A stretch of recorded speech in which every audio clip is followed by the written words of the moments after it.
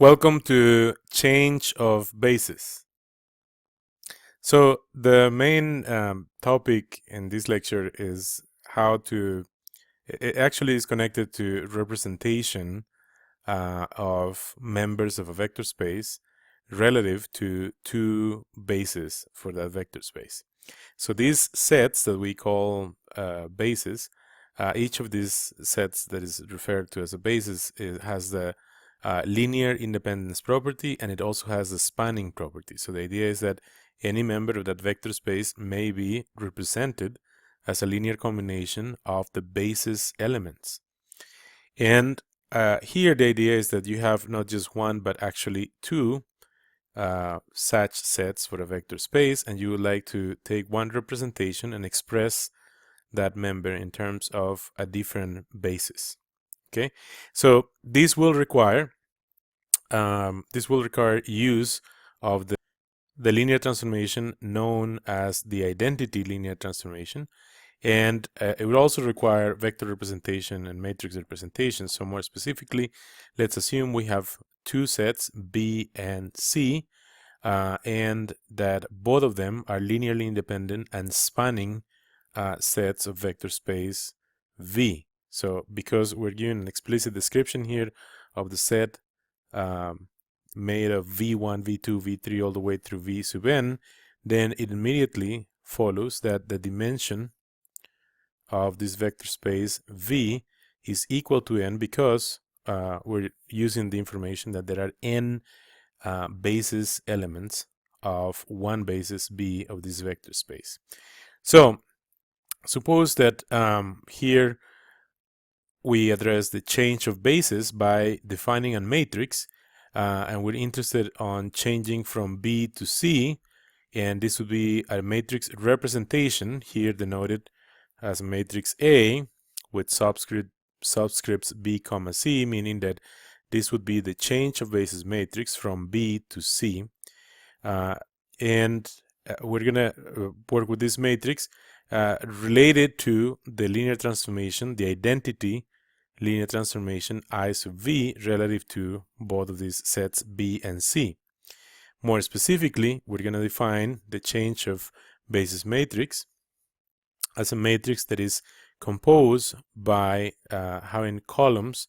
Each of those columns is made by the vector representation relative to C of the identity linear transformation acting on each of the members of the basis B, right? So the first column is I of V evaluated in V1. Second column is the vector representation of I sub V of V2, and the last column is the vector representation of I sub V of V sub n. Each of those evaluations equals, because of the definition of identity, this would be the vector representation of V1 relative to C, vector representation of V2 relative to C, all the way through the vector representation of V sub n relative to C. So in other words, we have two bases, and as the way is specified here, for one of these bases, the members of that basis are specified V1, V2, V3, Vn, and if we want the change of basis matrix, we have to determine what is the vector representation of each of those basis elements of V relative to the other basis. Okay, so this is the key here, in which we would have to compute, to define the columns of this matrix, we have to compute a vector representation of one basis element, say for example V sub 3, but now in relation to the new basis C. And one convenient tool here is this theorem that tells us, well, if we have a vector, a member of vector space little v, a member of vector space large V, and we have two bases for that vector space, then the vector representation relative to basis C of this arbitrary member V is something that comes out of a matrix vector multiplication, where this matrix here is the matrix that we call the change of basis matrix, and then this vector is the vector representation of that member V and relative to the all bases B. Okay, so remember here is like going from basis B to basis C. So this is what I'm calling B the all bases, and I'm calling C the new basis. And so the idea is that we first come up with this column vector representation relative to the old basis B, and then we come up with this matrix, change of basis matrix, okay, and then we multiply those two, and that will give us the vector representation relative to the new basis. P sub 4 is a vector space of polynomials of degree 4. There is a very cool basis of P sub 4, which has elements 1. These are really the powers here. So 1 is x to the 0, and then we have x to the 1, and x to the 2, and x to the 3, and x to the 4, right? And so this is 1, 2, 3, 4, 5. We clearly can point that the dimension of P sub 4 equals 5, right? Because this set that is linearly independent and spanning has 5 members. So that's one of the so-called nice bases of P sub 4. And here's another basis. You may argue that it is kind of nice. It's kind of nice, all right? So it has also 5 members, 5 elements. However, they don't look as neat. So here's the second member, polynomial 1 plus x. Here's another member, 1 plus x squared, and then 1 plus x squared plus x3, and then we have 1 plus x squared plus x3 plus x4. All right, so both of these sets are linearly independent and spanning. So both of them satisfy that the span of C is exactly equal to P sub 4, and also P sub 4 is equal to the span of this set B. Both of them are spanning and linearly independent. So what we'd like to do now is to come up with a matrix that we call the change of basis matrix, and we want to go from basis B to basis C. Okay, we're going to consider B to be the all basis. So we have to come up with a vector representation for each vector in B, okay? For each vector in B relative, for each member of B relative to the basis C.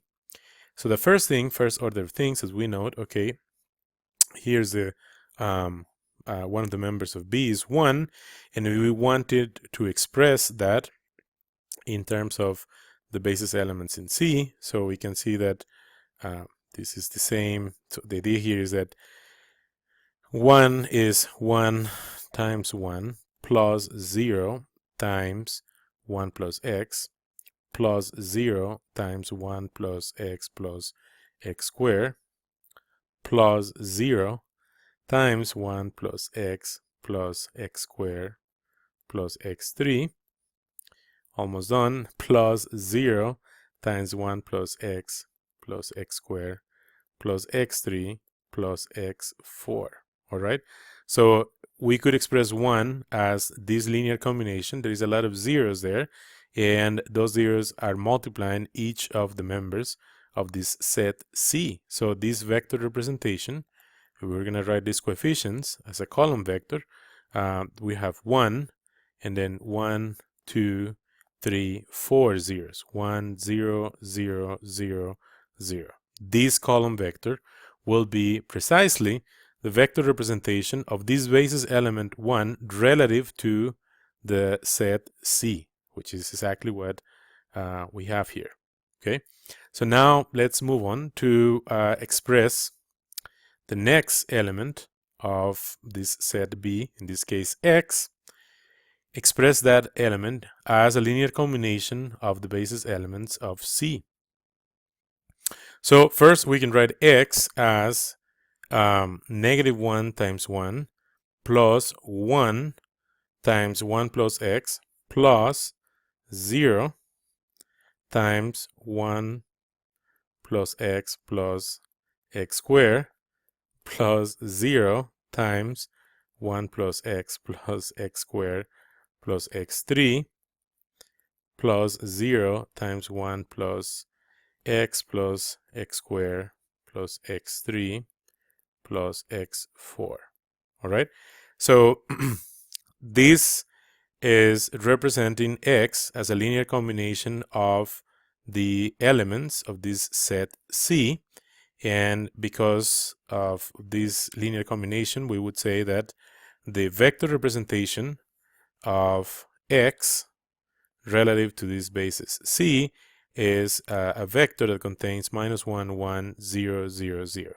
So if for some reason you do not remember, okay, if for some reason you do not remember where this, how do I find this value of -1 and 1 and 0 and 0 and 0? If you don't remember how to do that, so you could formulate a linear combination where these alphas, alpha 1, alpha 2, alpha 3, alpha 4, and alpha 5 are unknown. Okay, this is a linear combination in terms of the basis elements of C, and then you say this linear combination is exactly equal to 1x. In fact, you would be saying that this is equal to, on the right side of this, is 0 times 1 plus 1x plus 0x squared plus 0x3 plus 0x4. And so you'd have to work with the left hand side here, and by equating polynomials in P4, then you would arrive to a system of equations in terms of alphas. It'd be something that looks like, so you would end up with a system that has 1, 2, 3, 4 equations, 5 unknowns. The last equation is 5 alpha to 5 equals 0, and from that equation you could do some back calculation, substitute alpha 5 0 on this equation, and you would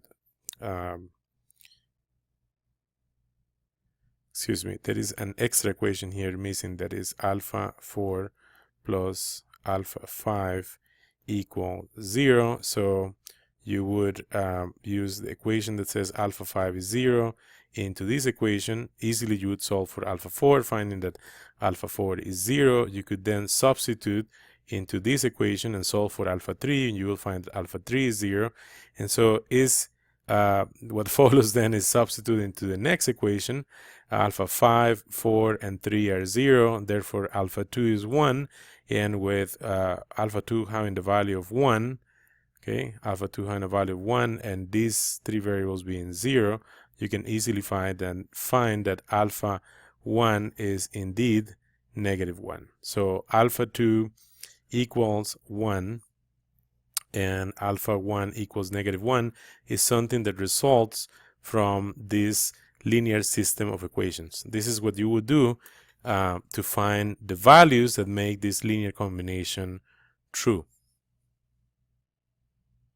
So x, one of the elements of basis B, x represented in terms of basis C, is a linear combination that involves -1 and 1 as coefficients of the linear combination of elements of that set C. All the other coefficients are 0, and therefore that leads to this column, being this column the vector representation of x relative to C, a column vector that contains -1, 1, and 3 zeros.